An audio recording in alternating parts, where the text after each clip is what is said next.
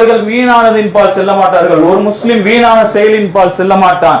அப்படி ஒரு கால் அவர்கள் செல்ல வேண்டியது ஏற்பட்டால் மர்ரு கிராமா, அவர்கள் கண்ணியமாக அந்த இடத்தை கடந்து சென்று விட்டுவார்கள். இதை குறித்த ஒரு செய்தி, இதனோட தொடர்புடைய செய்தியை தப்சீருல் குர்ஆன் அலீம் என்ற நூலிலும் தப்சீர் இப்னு அபீ ஹாத்திம் என்ற நூலிலும் பதிவு செய்யப்படுகிறது. இப்னு மசூத் ரலியல்லாஹு அவர்கள் இந்த கேளிக்கை நடக்கக்கூடிய ஒரு சபையை கடந்து செல்லும் பொழுது அவர்கள் முகத்தை திருப்பியவர்களாக விரைந்து சென்றார்கள். இந்த செய்தி அல்லாஹ்வுடைய தூதர் முஹம்மது ரசூலுல்லாஹ் ஸல்லல்லாஹு அலைஹி வஸல்லம் அவர்களிடம் சொல்லும் பொழுது அவர்கள் கூறினார்கள், இப்னு மசூத் காலையில் கண்ணியத்துடன் வீட்டை விட்டு வெளியேறினார், மாலை கண்ணியத்துடன் வீட்டினுள் நுழைந்தார் என்பதாக. ஒரு முஸ்லிம் வீணான காரியங்கள் கேளிக்கைகளில் இருந்து ஒதுங்கி வாழ்வது கண்ணியம் என்று இந்த சம்பவம் பறைசாற்றுகிறது.